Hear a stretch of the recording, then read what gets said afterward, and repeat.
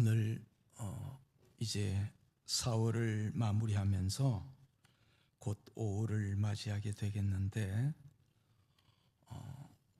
예수님께서 부활하신 후에 40일 동안 사역을 하시고 승천을 하셨습니다.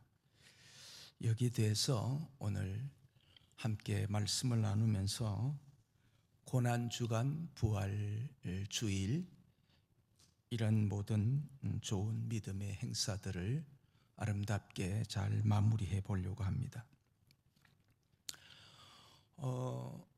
예수님은 부활하신 후 40일 동안 제자들과 함께 하시고, 이제 이 40일째 되는 날 승천을 하셨습니다.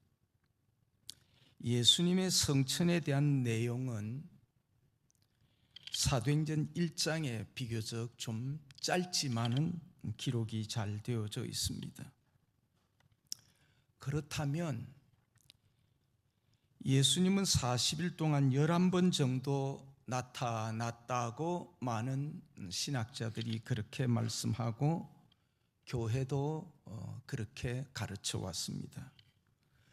그런데 그 기간에 무슨 일을 하셨느냐?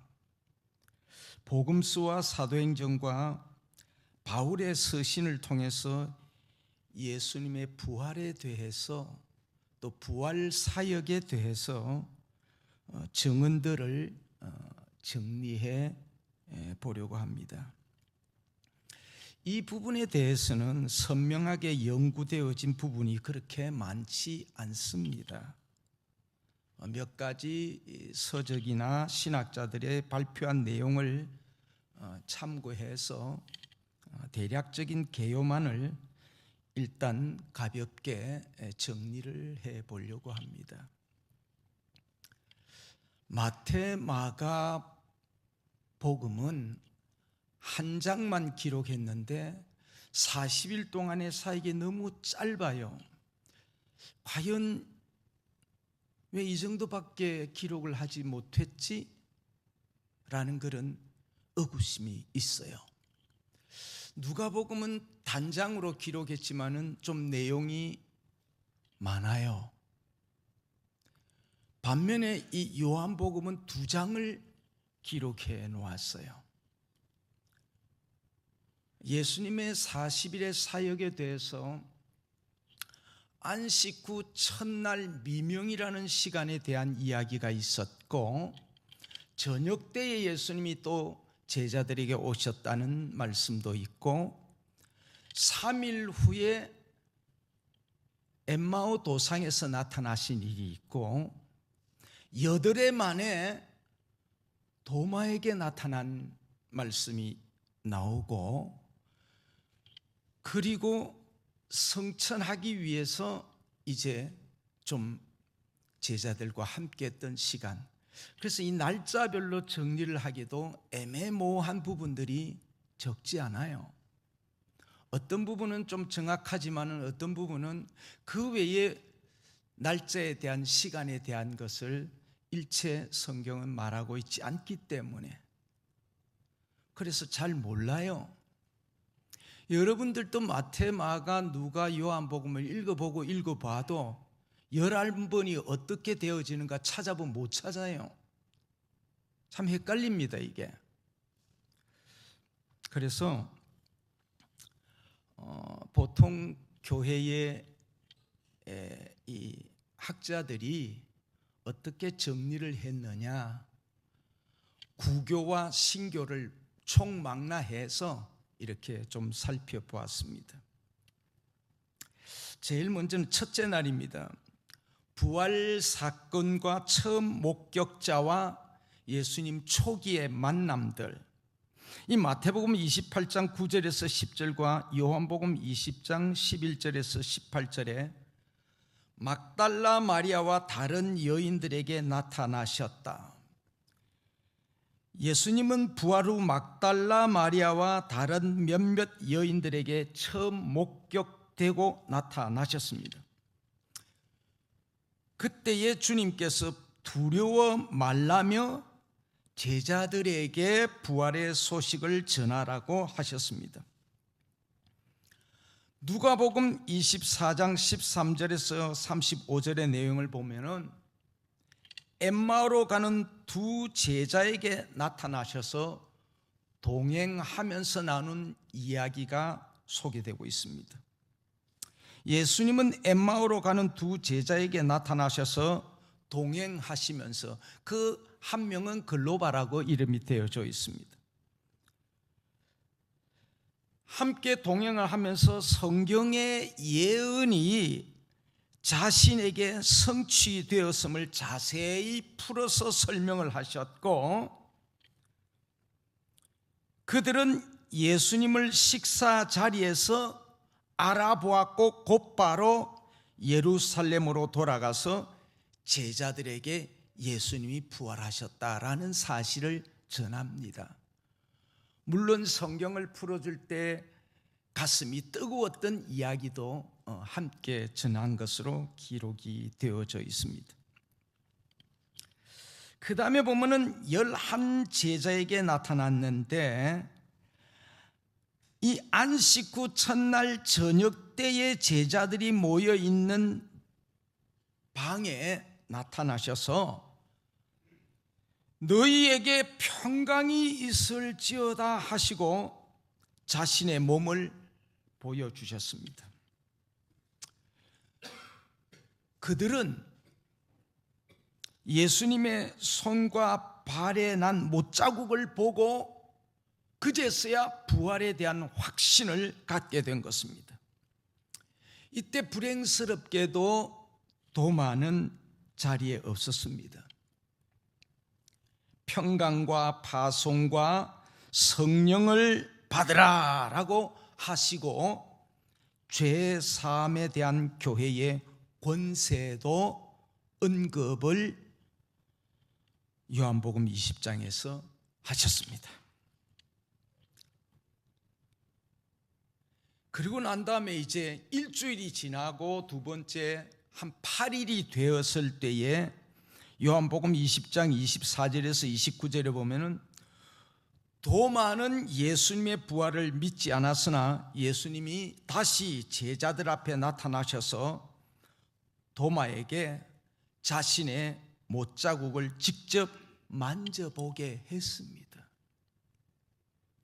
그때 도마가 만져보고 확인하고 난 다음에 나의 주님이시며 나의 하나님이시니다 라고 고백을 하며 의심했던 믿음을 회복하게 됐습니다.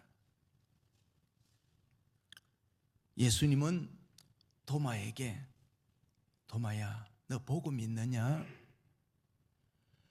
만약에 보고 믿겠다 그러면 나는 계속해서 나타나야 되잖아. 하나님 나라 갈 수가 없잖아. 그래서 예수님은 보지 않고 믿는 자들은 복되다라고 말씀하셨습니다. 예수님의 부활은 육체적인 부활이었어요. 우리가 사도신경을 고백할 때 몸이 다시 사는 것과 영원히 사는 것을 믿사옵나이다. 영혼은 죽지 않아요. 기독교는 육체가 부활한다는 것을 분명하게 증거하고 있습니다. 이게 다른 종교에서는 찾아볼 수가 없는 거랍니다. 그래서 기독교가 생명의 종교요, 부활의 종교다. 그 다음에 이 요한복음 21장에 보면은 갈릴리에서 만나고 베드로와 이 독대를 하는 내용이 요한복음 21장에 소개됩니다. 제자들이 갈릴리 바다에서 고기를 잡고 있을 때에 예수님께서 해변에 나타나셔서 그들에게 그물을 오른쪽에 던지라라고 지시를 하셨습니다. 이때 제자들은 그물을 던져서 고기를 153마리를 잡았다라고 기록되어져 있습니다. 거기에 대한 또 설명을 하자면 시간이 많이 가니까 오늘 예수님이 40일 동안 11번 나타났다, 어떤 일들을 하셨는가에 대한 것을 여러분 중점으로 보고 거기에 대해서 또 따로 영적인 부분에 대해서 설명을 제가 더 붙이지는 않겠어요. 왜냐하면 이 40일이라는 이 40의 숫자도 성경은 만만치 않게 하나님의 구원의 사역에 있어서 굉장히 광범위하게 설명하고 있어요. 제일 먼저 40일이 등장하는 것은 노아의 홍수에 대한 문제예요. 노아의 홍수가 40일 40주야 비가 내려졌어. 이 40은 하나님의 심판도 있고 시험도 있고 새로운 출발도 있고 회개를 촉구하는 것도 있고 구원의 완성을 이루는 것도 있어요. 노아 홍수로 통해서 심판과 함께 새로운 출발이 이루어지는 거죠. 모세는 40일 동안 밤낮으로 기도하면서 호렙산에서 받은 것이 십계명 율법입니다. 광야 생활도 40년이에요. 그의 일생을 120을 3등분 나누면은 바로의 궁전에서 40년, 미디안 광야에서 40년, 그리고 그들을 출애굽시키는 데에서 40년, 그렇게 해서 3등분으로 보면 40년, 40년, 40년. 왕정시대에 있어서도 초대왕 사울도 40년, 다윗도 40년 그렇게 정치했어요. 요나도 니누에 가서 복음 전할 때 40일 동안 했어요. 엘리야도 이세벨의 그런 폭정과 그를 괴롭힘에 대해서 그가 로뎀나무 아래에서 죽기를 원하면서 하나님 앞에 기도했더니 천사로 통해서 먹을 것을 갖다 주셨고 그가 힘을 얻어서 호렙산에 드는데 그때가 40주야라고 말씀하고 있어요. 예수님이 공생애를 시작하면서 40일 시험 받았잖아요. 성경에 안전병이가 일어났는데 그 안전병에 대해서 이야기도 그가 40대쯤 되었다라고 되어 있습니다. 그러니까 40에 대한 이야기는 굉장히 많기 때문에 그거는 요 정도로 설명하고 넘어가도록 합니다. 자, 어쨌든 간에 예수님께서 제자들에게 다시금 찾아가셔서 물고기를 153마리를 잡게 하셨고 직접 예수님이 식사까지 함께 했습니다. 베드로는 예수님이심을 알아보고 물로 뛰어들어서 예수님께 나아갔습니다. 예수님은 제자들과 함께 조반 식사를 나누면서 팀워크를 아주 건강하게 잘 이끌기 위해서 지난날에 갈릴리에서 예수님께서 처음 저들을 만나서 소명을 주신 것을 기억하게 하신 것이지요. 그리고 예수님은 베드로를 따로 부릅니다. 베드로야, 내가 네게 할 말이 있어. 네가 나를 사랑하느냐라는 거야. 또 언제 시간이 되면은 그때 예수님이 물을 때 네가 나를 사랑하느냐, 네가 나를 아가페 하느냐, 아가파오 그렇게 표현합니다. 그때 베드로는 주여 나는 필레오 하나이다 이렇게 대답을 해요. 이 아가페의 사랑은 신적인 사랑이에요. 이 구원과 직결돼요. 필레오 사람은 사람이 사랑할 수 있는 그런 최고의 동족 간의 그런 사랑, 형제지간에 나눌 수 있는 그런 사랑입니다. 그러니까 인간으로서 최고로 사랑할 수 있다라고 말하는 겁니다. 그것까지 우리 주님은 수용합니다. 그리고 어때요? 베드로를 향해서 자신의 양떼를 먹이도록 그렇게 위탁하십니다. 아마 이것은 베드로에게 주신 목회적인 그런 사명으로 봅니다. 네 번째, 이제 갈릴리에서 예수님께서 지상명령을 마태복음 28장 16절에서 20절에 마가복음 16장 14절에서 18절 이렇게 나타나는데, 예수님은 갈릴리 한 산에서 제자들에게 나타나셔서 성천하시기 전에 지상명령을 선포합니다. 너희는 가서 모든 민족을 제자로 삼아 아버지와 아들과 성령의 이름으로 세례를 주고 내가 너희에게 명한 모든 것을 가르쳐 지키게 하라. 이거는 기독교회가 지상명령으로 받고 있습니다. 그러면서 우리 주님은 내가 세상 끝날까지 너희와 항상 함께 있겠다고 약속하셨습니다. 그러시면서 너희들이 아버지와 아들과 성령의 이름으로 세례를 주고 저들에게 가르쳐서 믿게 할 때, 믿을 때의 표적이 나타난다.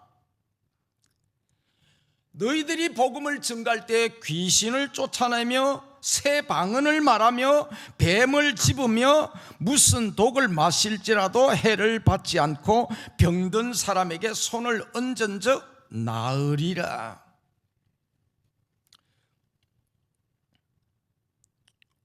이렇게 말씀하셨어요. 근데 요거 굉장히 중요한 부분이니까 여러분들에게 특별 보너스를 내가 하나 주고 넘어갑니다. 신앙생활 하면서 누가 이런 병이 들었다, 누가 저런 정신적으로 영적으로 굉장히 참 썩 좋지 않은 그런 질병에 걸린 것 같아, 이런 내용들을 서로 주고받을 때, 성경에도 그래요. 그런 이야기를 주고받습니다. 절대 마귀에 대한 사탄의 그 일들을 여러분 신청하면 안 돼요. 사탄은 들어오면 우리의 그대로 네가 겁을 먹고 있거나 그러면 그냥 들어오는 겁니다. 반드시 어때요? 예수님의 말씀을 보면은 사탄에 대한 병마에 대해서는 꾸짖어 쫓아냅니다. 저와 여러분이 반드시 넘어가야 될 건 뭡니까? 그 부분에 있어서는 나사렛 예수 그리스도의 이름으로 명하노니 사탄아 물러갈지어다. 믿으면 아멘입니다. 그렇지 않으면 귀신이 여러분 떠나지 않습니다. 머물고 있다니까. 그러니까 절대 그런 거는 이름도 부르지 말고 신청도 하지 말라 이 말이야. 만약에 그 이름을 이야기를 서로 대화를 나눴다면 나사렛 예수 그리스도의 이름으로 명하노니 사탄아 내게서 나갈지어다. 이래 해야 낫는 게, 이거 영적인 것도 알아야 돼.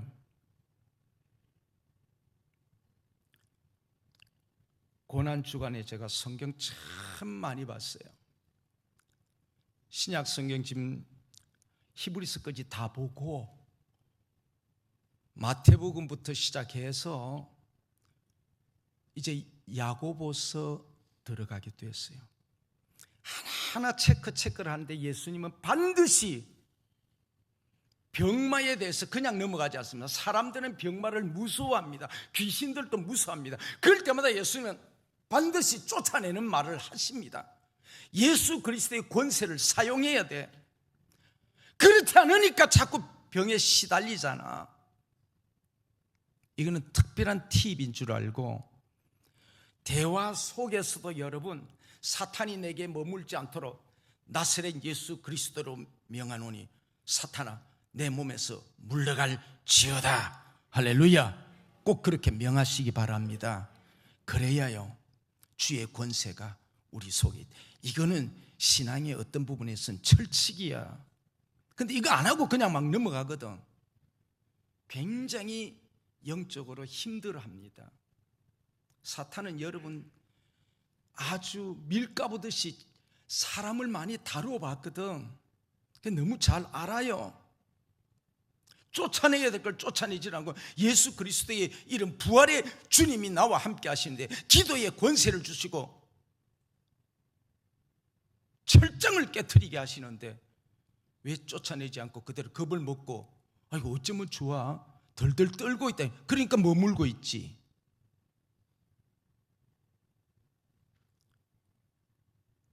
병마와 싸워서 이길 수 있는 방법은 내 힘으로 안 돼요. 어슬로 될 것 같으면 벌써 다 고쳤지.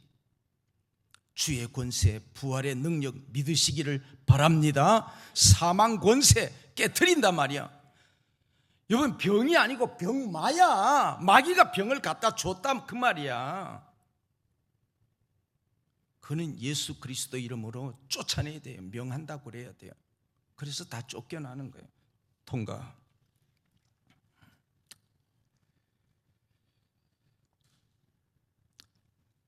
다섯 번째 번은 바울 서신과 사도행전에서 부활에 대한 증거가 고린도전서 15장은 부활장입니다.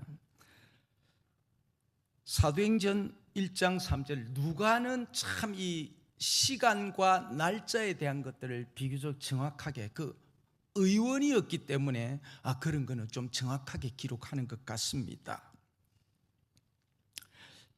예수님은 약 500명의 여러 사람들 앞에 나타났다. 고린도전서 오늘 본문에서 그랬습니다. 이는 당시의 목격자들을 통해서 부활의 사실이 충만하게 증거된 사건입니다. 예수님은 자기의 동생 야고보를 비롯한 여러 사람에게도 나타났다고 말씀하고 있습니다. 바울은 고린도전서 15장에서 예수님의 부활에 대해서 논증을 하면서 제자들에게 들은 이야기를 소개합니다. 사도행전에서는 40일 동안 저에게 보이시며 하나님의 나라의 일을 말씀하셨다. 누가도 하나님 나라의 일을 말씀하셨다라고 데오빌로 각하여 그러면서 쭉 적어 나갔습니다. 바울도 그의 서신에서 예수 그리스도의 부활에 대해서 이미 사도들에게 이야기를 많이 들었다. 그걸 잘 정리해서 그렇게 설명을 하고 있다. 목격자들도 많다라는 겁니다. 예수님의 마지막 사역이 예루살렘에서 마무리가 되는데 예루살렘에서의 마지막 이 명령이 사도행전 1장 4절에서 8절과 누가복음 24장 44절에서 49절인데 예수님은 제자들에게 성경이 하나님의 말씀인 성경이 자신의 죽음과 부활을 예언한 것임을 다시금 주님이 설명을 하시면서 성경을 믿으라라는 거예요. 하나님 말씀 성경을 믿으라. 그래서 말씀을 깨닫도록 한 겁니다. 여러분, 우리가 말씀을 믿고 깨달아지는 그것이 바로 하나님의 은혜인 줄로 믿으시기를 바랍니다. 내가 하나님의 말씀을 믿고 깨달아질 때에 그것은 이성적으로 깨달아지는 게 아니라 하나님의 성령이 나의 마음과 의지와 이성을 전부 다 깨닫도록 해주는 겁니다. 예수님은 성경에 대해서 이제는 확실하게 믿는 자가 되라고 하시면서 깨닫게 해주시고 제자들에게 예루살렘 떠나지 말라. 너희가 몇 날이 못 돼서 성령으로 세례를 받을 것이라. 왜? 한 나라의 정복은 수도입니다. 갈릴리에서 시작을 했지만은 예루살렘을 정복해야 된다라는 거예요. 그래서 너희가 성령을 받으면 권능을 받고 예루살렘과 온 유대와 사마리아와 땅끝까지 이르러 내 증인이 될 것이라 라는 거예요. 예루살렘을 정복하지 못하면 마귀가 세상의 불의한 것들이 세상의 정치가 완전히 휩쓸어 버립니다. 하나님의 나라 못 세웁니다.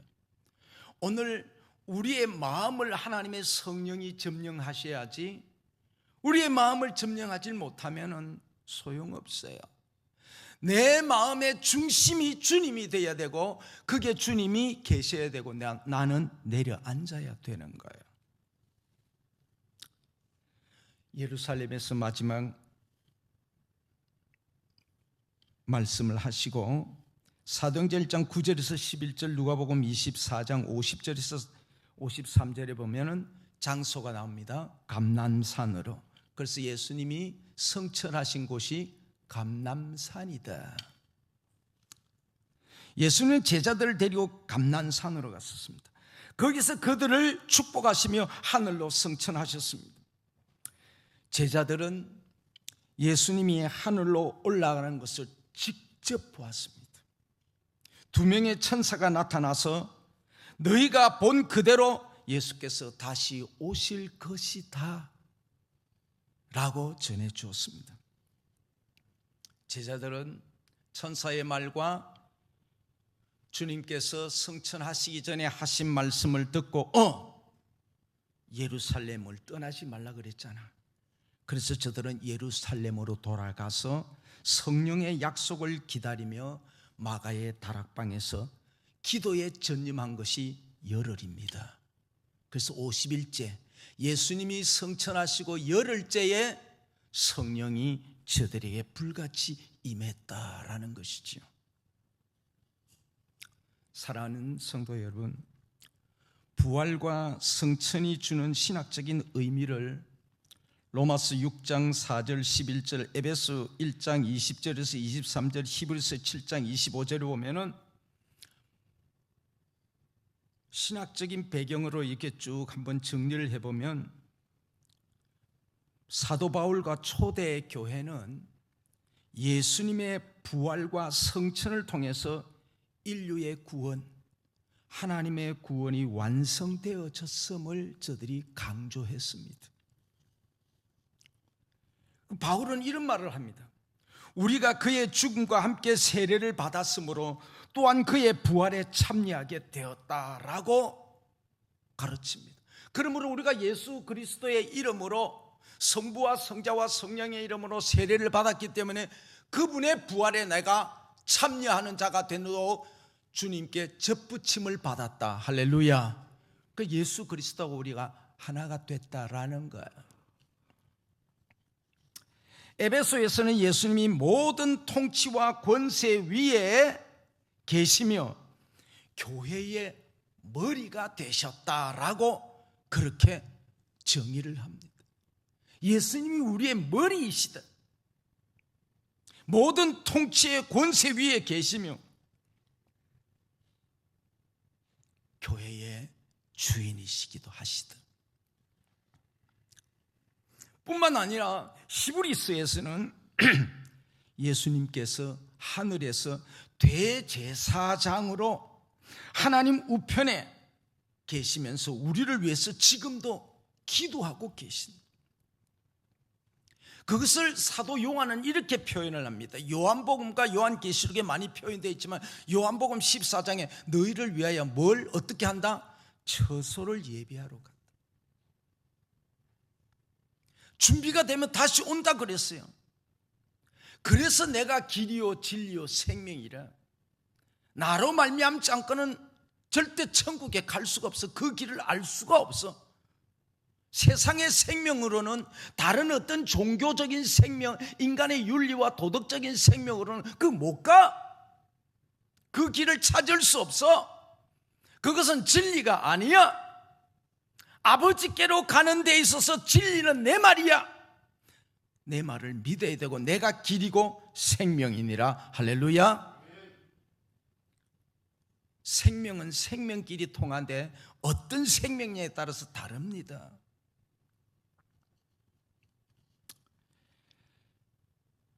결론입니다. 부활 후 40일 동안 예수님은 제자들과 여러 사람들에게 나타나시면서 부활의 확실성을 증거함으로 구원의 완성을 이룬 것입니다. 주님은 제자들에게 지상 명령을 내렸지요. 그리고 그 명령을 수행하도록끔 너희의 힘과 능으로 너희들이 목격했다고, 나와 함께 3년 지났다고 할 수 있는 거 아니야. 어떻게 해야 돼? 불받아야 돼. 그래서 성령 임재에 대해서 준비를 시켰습니다. 성령이 임해야 너희를 진리 가운데로 인도할 거야. 성령이 임해야 권세와 능력이 나타나고 예루살렘과 유대와 사마리아와 땅끝까지 이르러 내 증인이 되고, 너희가 어디에 갔으든 무슨 말을 할 때 그때마다 말씀을 주실 것이야. 걱정하지 말라는 겁니다. 성천을 통해 예수님은 지금도 하나님 우편에서 교회를 다스리며 우리를 위해서 중보자로 계십니다. 그래서 계속해서 우리를 위해서, 교회를 위해서 기도해 주시는 것입니다. 그분은 우리의 메시아입니다. 혹시라도 지상에서 우리가 범죄해서 하나님 앞에 서게 될 때에 주님은 계속해서 우리의 변론자가 되어줍니다. 중보자가 되어줍니다. 아버지, 제가 비록 약해서 이렇게 저렇게 쓰러지고 넘어지고 범죄했지만은 저는 십자가의 보혈, 이 아들의 보혈을 믿는 겁니다. 내 말을 믿었습니다. 나를 구주로 하나님의 아들로 믿었습니다. 인간은 자기의 힘과 능으로는 절대로 죄사함 받을 수 없지만은 예수 그리스도의 공로로 죄사함 받습니다. 내 공로가 저에게 머물러 있습니다.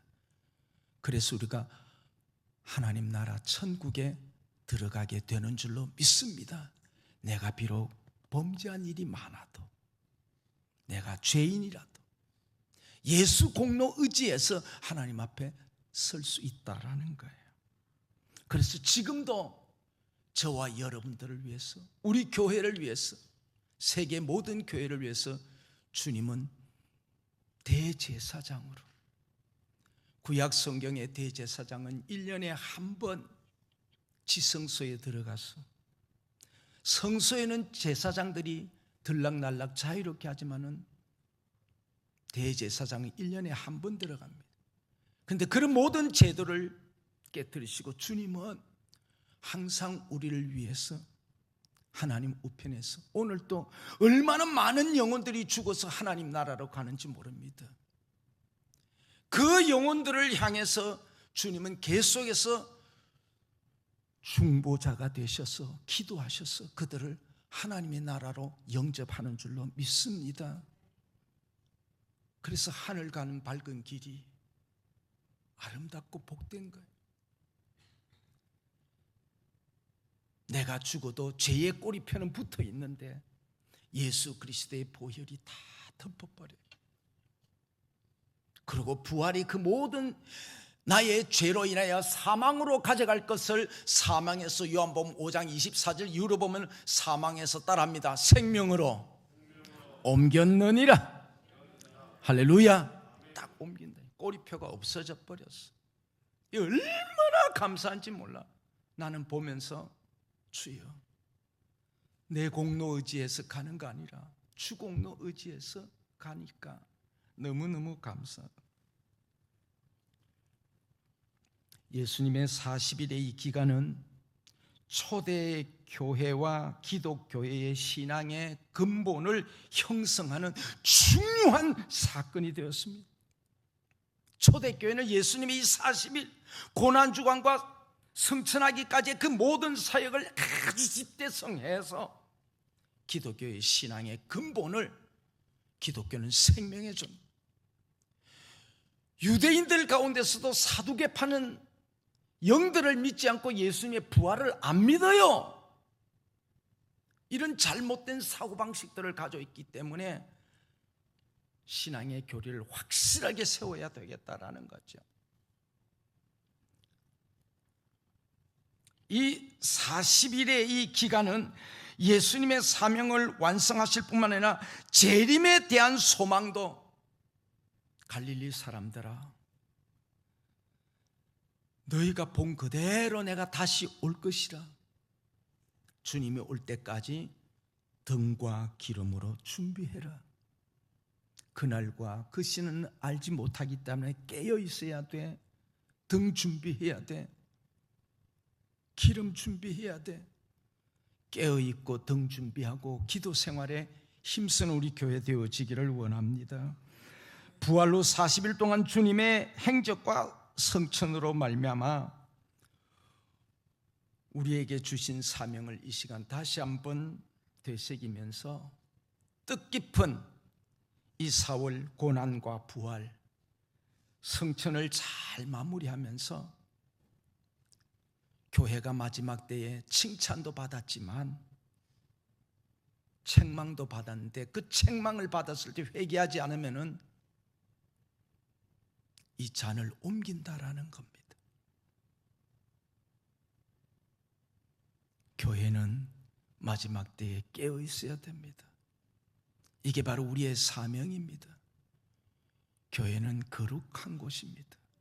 주님의 이름을 높이며 주님만을 바라보고 신앙의 지조를 지켜나가는 우리의 믿음이 되고 생활이 되어야 될 줄로 믿습니다.